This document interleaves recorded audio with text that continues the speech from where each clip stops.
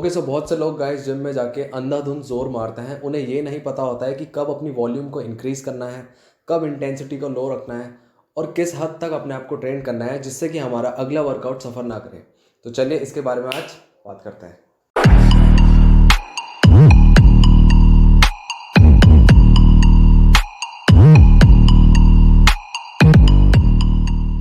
Hello guys, मेरा नाम है Tushar Gaurav. Welcome back to my YouTube channel. तो बिना देरी करे चलिए बात करते हैं कि किस हद तक आपको जिम में ट्रेन करना है।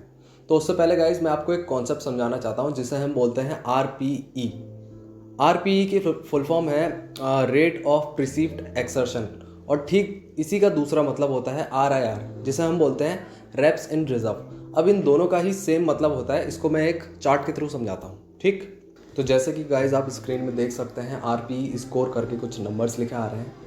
10 आरपीई का मतलब यह है कि आपने अपना मैक्सिमम एफर्ट लगा दिया है, अब आप एक भी रैप नहीं निकाल सकते हैं, तो इसको हम आरपीई 10 स्कोर करेंगे।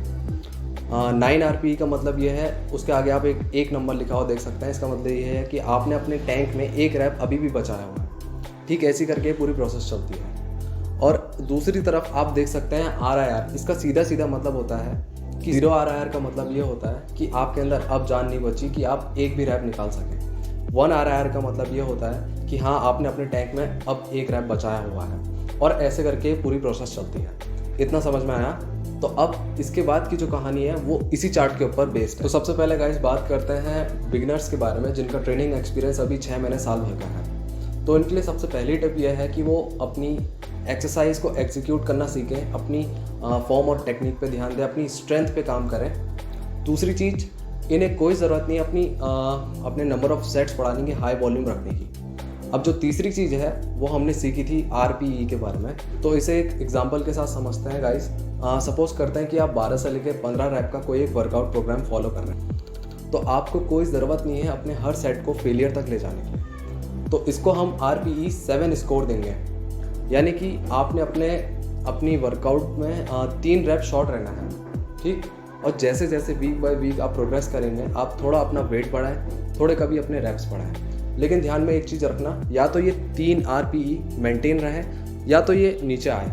सपोज करते हैं 3 की जगह 2 रैप आप अपने टैंक में बचा रहे हैं, फिर 1 आ रहे हैं, फिर ऐसे करके 0 आ रहे हैं, तो इसकी भी कोई दिक्कत नहीं है। और जैसे ही गाइस आपका ये ट्रेनिंग प्रोग्राम ख़त्म होता है 4 से 6 हफ्तों में, तो एक नई रैप रेंज में काम करें और दोबारा से ये 3 आरआईआर को अपने वर्कआउट में मेंटेन रखें। आपको कोई ज़रूरत नहीं है फेलियर तक ट्रेन करने की।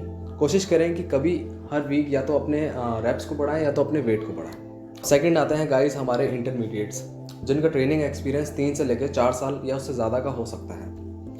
इनका भी सबसे पहला फोकस अपनी स्ट्रेंथ को बिल्ड करना होना चाहिए।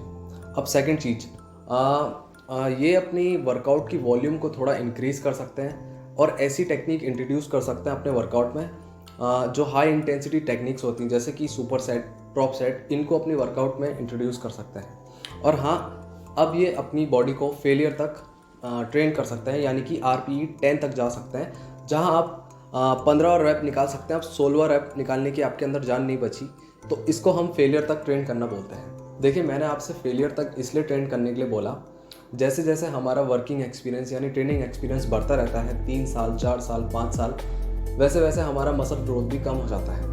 और एक टाइम ऐसा भी आता है कि हम एक वेट पे आके अटक जाते हैं, हम इससे ज़्यादा हैवी उठा ही नहीं सकते हैं। ठीक उसी तरीके से बिगनर्स के लिए ये चीज़ बहुत आसान होती है। अगर वो 3 रैप बचा के भी चलेगा अपने अंदर, तो भी वो मसल बिल्ड करेगा, क्योंकि वो अभी तक अपने मैक्सिमम पोटेंशियल तक गया ही नहीं है। अब थर्ड कैटेगरी के लोग आते हैं, वो लोग जिनका ट्रेनिंग एक्सपीरियंस 5-6 साल से ऊपर का है, यानी कि एडवांस लोग।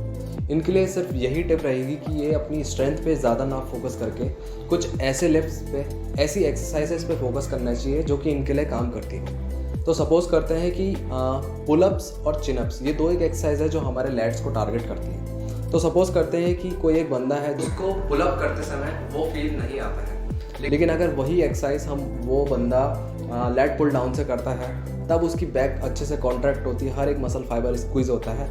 तो ऐसी एक्सरसाइज को वो अपने वर्कआउट में इंट्रोड्यूस करें। और साथ ही साथ गाइस, आपको फेलियर तक तो ट्रेन करना ही है, लेकिन ध्यान में एक चीज़ रखनी है, आपके पूरे वर्कआउट में एक एक्सरसाइज ऐसी होनी चाहिए जो उन चारों के बराबर हो, और उस एक्सरसाइज को करने के बाद आपकी पूरी जान निकल जाए, आप एक और रैप मार ही नहीं सकते हैं। ऐसे आपको ट्रेन करना है जब आप एडवांस हो जाते हैं। सो गाइस, आई होप आपको ये वीडियो अच्छी लगी होगी। अगर आप मेरे चैनल पे नए आए हैं तो प्लीज़ चैनल को सब्सक्राइब करें और फॉलो करें मेरे को इंस्टाग्राम पे। मिलते हैं हम अपनी अगली वीडियो में, तब तक ले बाय बाय।